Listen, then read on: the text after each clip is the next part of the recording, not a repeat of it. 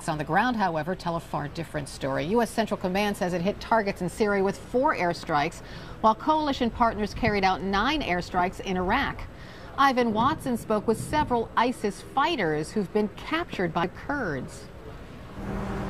We're in a prison run by the Kurdish militants here in northern Syria, and we're being introduced to prisoners that the Kurds tell us were members of ISIS.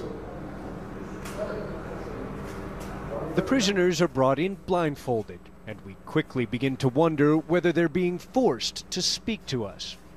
During our visit here, the guards, who ask not to be shown, do not allow us to see the cells where the prisoners are being held. This man trembles with fear as a prison guard removes his blindfold. I introduce myself as an American journalist, and he begins to relax a little. He tells me he's a Syrian named Suleiman. He confesses to being part of an ISIS cell that planted and detonated a remote-controlled car bomb outside a Kurdish base, and says he received around $3,600 US for completing the job. What is the idea that ISIS is fighting for? They said they were fighting for Islam and justice. They were lying to us. They took advantage of our minds and our poverty. One of the prisoners the guards bring out is barely a man. Your name is Karim. How old are you? I am 19 years old. But Karim tells me he fought alongside ISIS all across Syria for more than a year. Where were you injured? And he has the battle scars to prove it. They gave us drugs, hallucinogenic pills that would make you go to battle not caring if you live or die. Before he's captured by the Kurds, Karim claims he saw ISIS behead many of its prisoners. Why does ISIS cut people's heads off?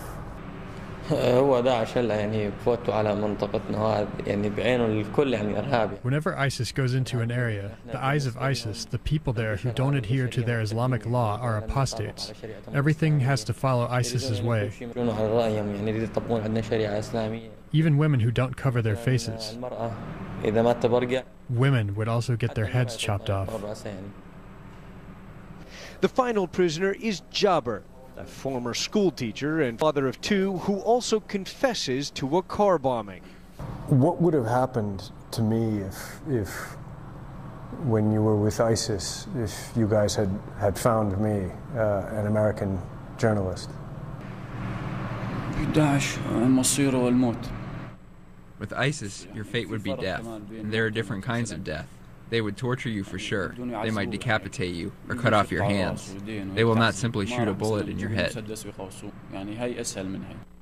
It's impossible for CNN to confirm whether anything the prisoners tell us was true or whether these men were coached by their captors.